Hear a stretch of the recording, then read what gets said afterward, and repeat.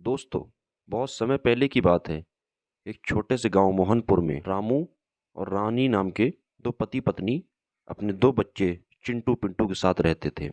रामू धनीराम सेठ के यहाँ काम करता था और रानी एक बंगले में खाना बनाती थी और साफ सफाई का काम करती थी। दोनों पति पत्नी खूब मेहनत मजदूरी करके अपने दोनों बच्चों का पेट भरते थे और बड़ी जिम्मेदारी से काम करते थे। वैसे तो हमेशा ही तापमान 40 डिग्री से ऊपर चला जाता, लेकिन इस बार तापमान कुछ ज़्यादा ही बढ़ गया था। तो मोहनपुर गांव के लोग बहुत परेशान थे। दिन हो चाहे रात हो, वो हर वक्त गर्मी से परेशान रहते थे।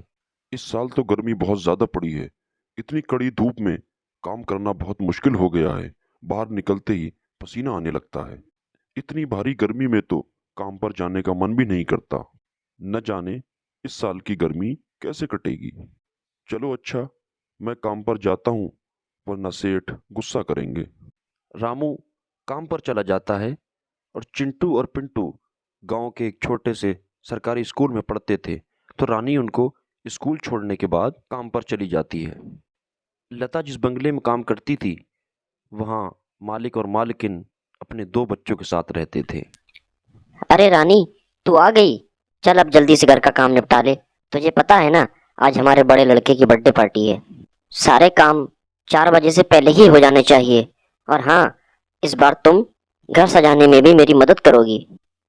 ठीक है मालकिन, मैं घर के सारे काम निपटा लेती हूँ और उसके बाद मैं घर सजाने में आपकी मदद करूँगी। रानी घर के सारे काम करने के बाद फिर अपनी मालकिन के साथ घर सजाने में उसकी मदद करती है। फिर मालकिन और रानी दोनों मिलकर घर को खूब अच्छी तरह सजा देते हैं। अच्छा मालकिन, मैंने घर के सारे काम निपटा दिए हैं, तो अब मैं घर जाती हूँ। हाँ हाँ ठीक है, तुम चली जाओ। लेकिन पता है ना, आज बर्थडे पार्टी है, तो शाम को 7 बजे तुम अपने दोनों बच्चों के साथ घर पे आ जाना। और हाँ सुनो, मुझे तुम्हारी मदद की भी आज जरूरत पड़ेगी।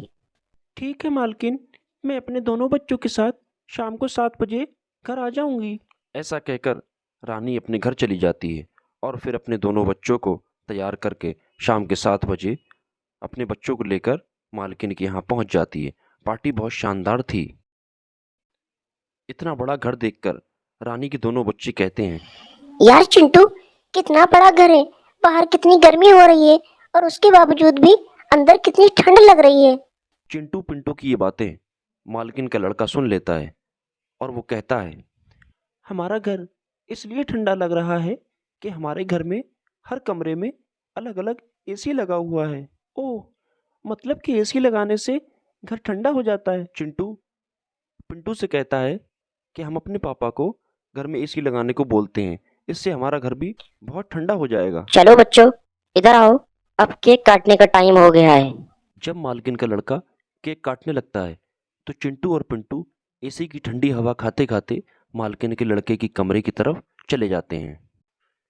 चिंटू और पिंटू कमरे के बाहर खड़े होकर एसी की ठंडी ठंडी हवा खाने लगते हैं और वो ठंडी ठंडी हवा खाते खाते कमरे के अंदर चले जाते हैं। चिंटू पिंटू से कहता है, यार पिंटू, ये घर देखो ना, कितना खूबसूरत है, और ये कमरा कितना ठंडा है, और ये बिस्तर देखो, बिल्कुल मखमल की तरह लग रहा है।